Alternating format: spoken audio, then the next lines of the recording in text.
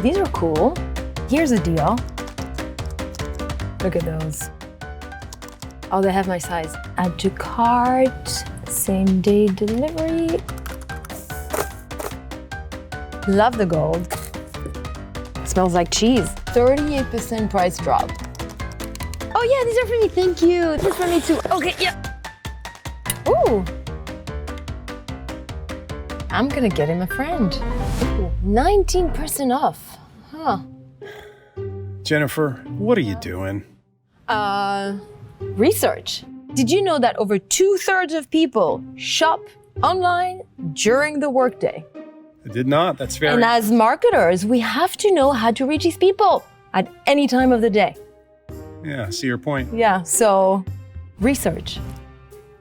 Okay. Carry on then. But no more deliveries, all right? That last package was huge. Well, it was a hot tub.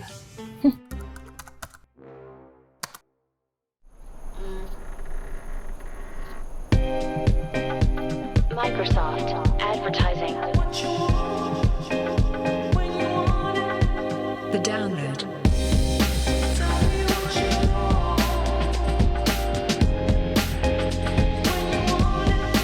The download.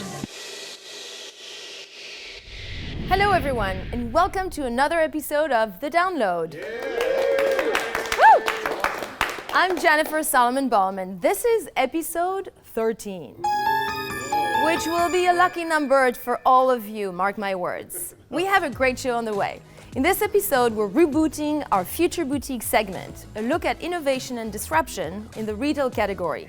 And to do this, we're welcoming a special correspondent. Alex Pepperl from PromoteIQ will explore how retailers and brands can unlock growth through retail media. Alex would talk to Natalie Kathleen, founder and CEO of a really cool direct-to-consumer shoe brand called Jibs.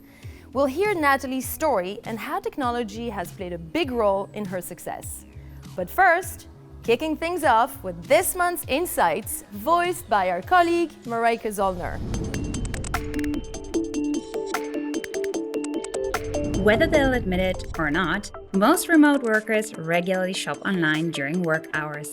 To be more exact, our data tells us that nearly 2/3 of the remote workforce will shop online during the workday. These findings have come out of commissioned research conducted by Forrester Consulting on behalf of Microsoft Advertising. We are calling this trend the Workday consumer. The concept of shopping during the workday is nothing new or novel.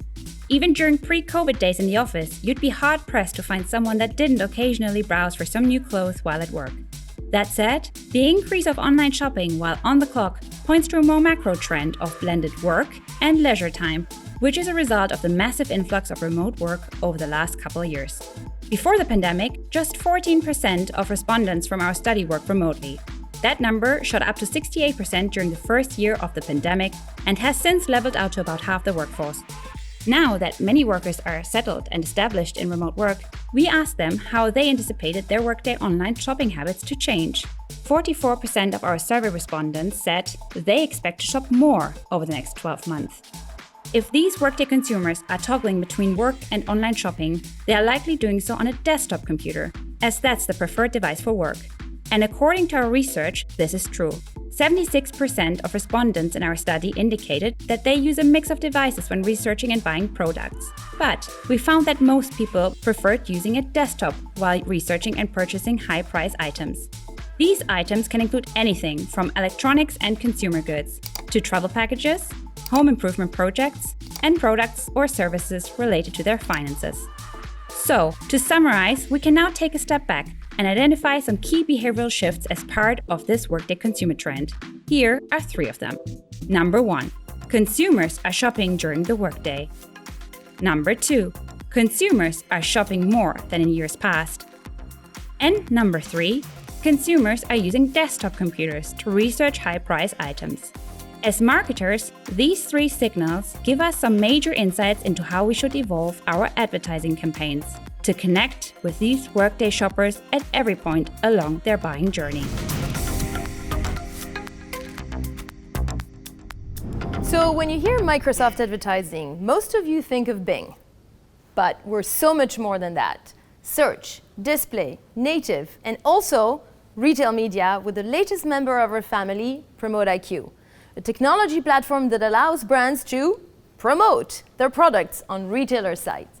And right now we have a very interesting case study to show you, a small shoe brand that has grown its business exponentially thanks to PromoteIQ.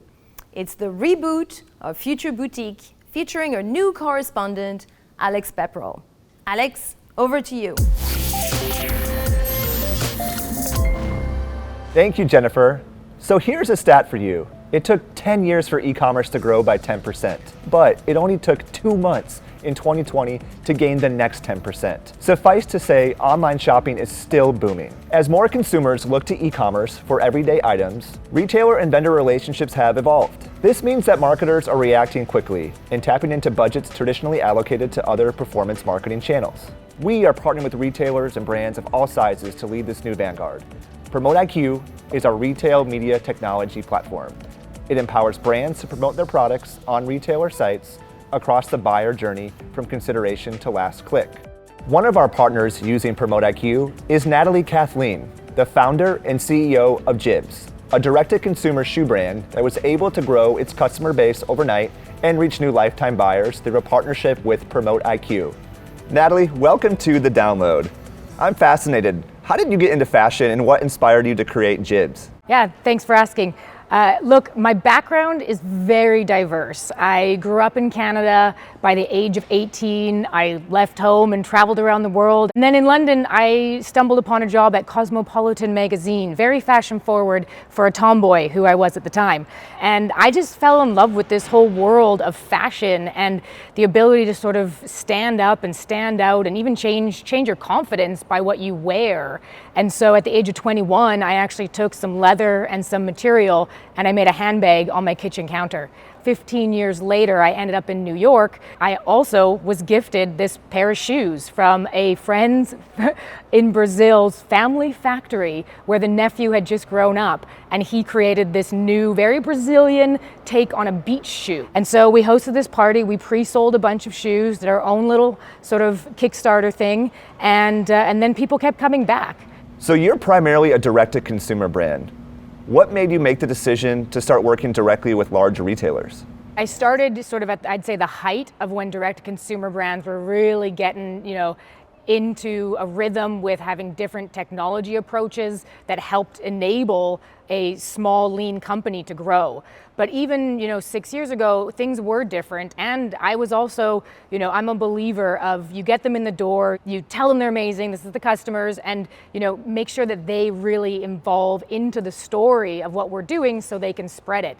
So, it was me, a group of interns running around to different corporate offices in New York, doing happy hours. We called them Jibs tastings. I knew right away that direct consumer is like a one-to-one. It's a lot of work for one customer to come in and buy a pair of shoes. Sure, they're coming back and we get them addicted to our different styles and colors, but it was a lot of effort for one. However, very quickly, timing with wanting to scale, fundraising efforts came back saying, excuse me, you can't keep doing trunk shows. That's just not possible. So at that point, it was a junction where I said, I need to find these tribal audiences digitally in places where we can put a similar sort of singular effort, but reap the reward of a large audience. As a small brand, it's probably challenging to compete against other brands across competitive retailer marketplaces. How has PromoteIQ helped you overcome that?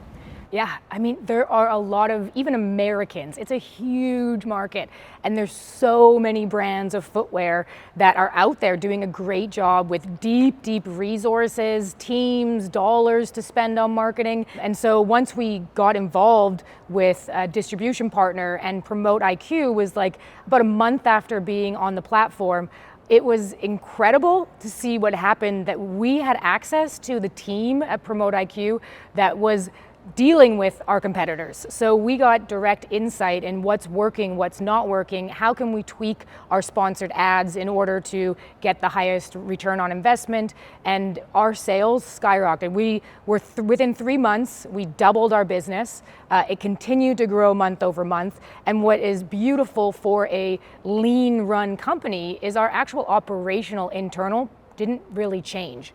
So by just having the digital resource to work with another, like I said, people that are working in the industry with our competitors, we could really stand up against them. I mean, I'm running the operations, I'm overseeing customer service, marketing, and so to be able to know that I can check in and people are taking care of our accounts and always efficiently optimizing to make sure we have the best returns, it's been a real impressive bottom line addition as well, because we can monitor the costs. So it's variable. We're able to play with things so that we can, when things are working and we're seeing a good return on sales, we can just up it and reap even more rewards. Well, Natalie, I loved hearing your story and the story about Jibs. It was so great to catch up with you.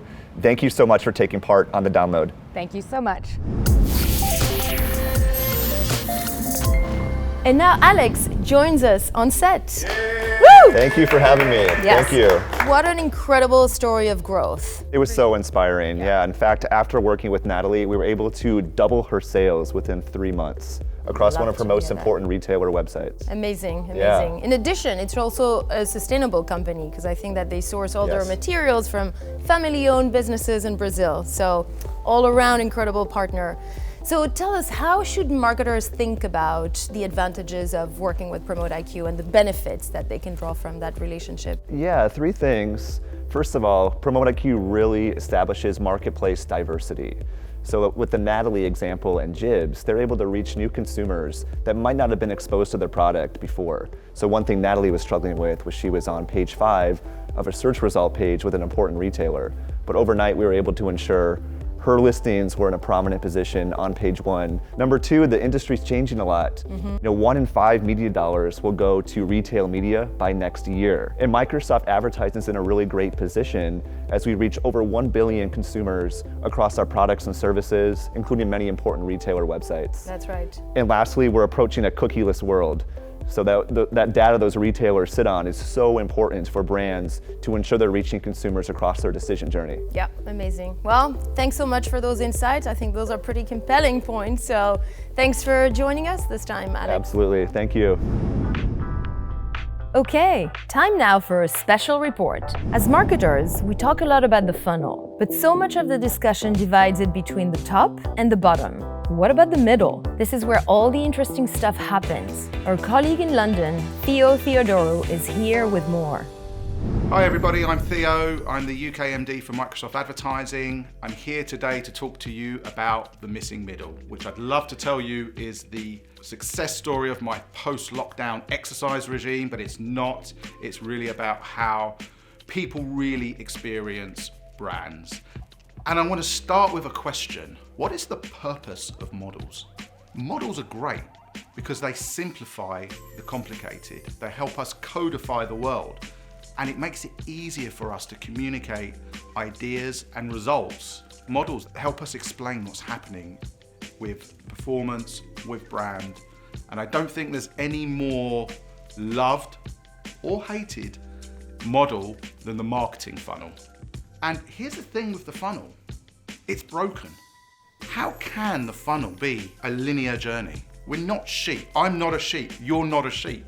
We're not gonna be herded from the field of brand awareness into the paddock of consideration and then dutifully convert with the gate closing behind us on a cost per acquisition or a purchase on the site. That's not how we think. So what really happens in that missing middle? Well, actually, it's what really happens with our brains. It's more like a neural network. We forget things, we see things, we revisit things. And before we know it, what we've bought or the service or whatever it is we're doing, we've decided to do, it felt natural. And that's hard to define for marketeers. And again, if we go back to the purpose of models, it's why the marketing funnel is so powerful, because it gives us a common language and it simplifies the complicated. But is it fit for purpose? And I think one of the problems we have is, in particular with digital, we've painted ourselves into a corner. When digital started booming, one of the promises as an industry we made is that everything is measurable on digital. Every impression, every click, and what happens at the top, middle, and the bottom of the funnel can be explained. So how do you solve for the missing middle? I'll be honest, it's not easy. There are no easy answers to this. But there are some things to think about.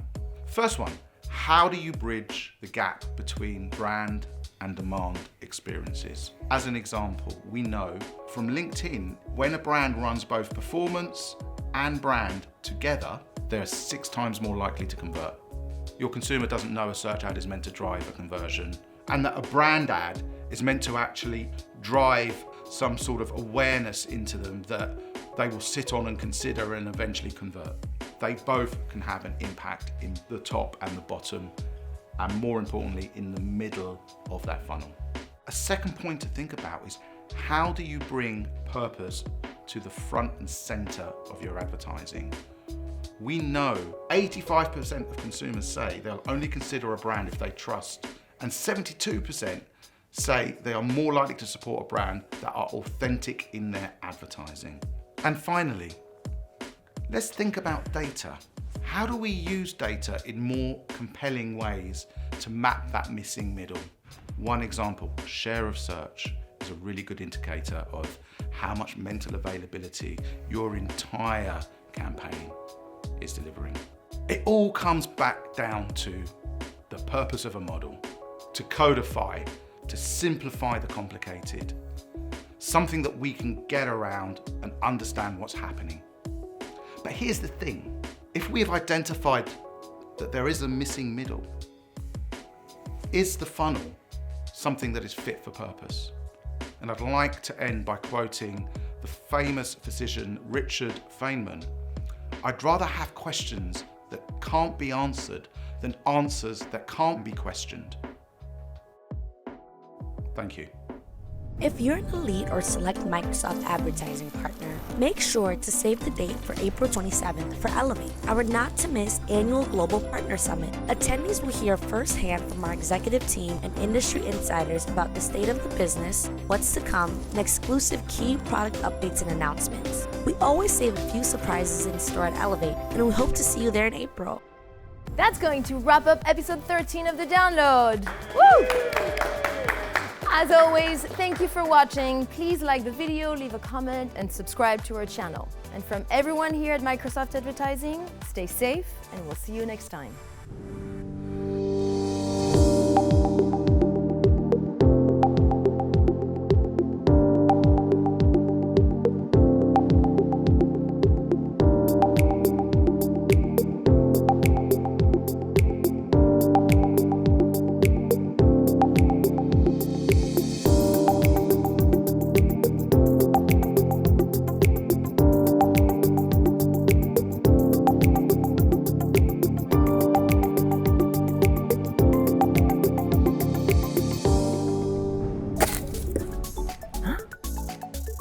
It smells like chicken.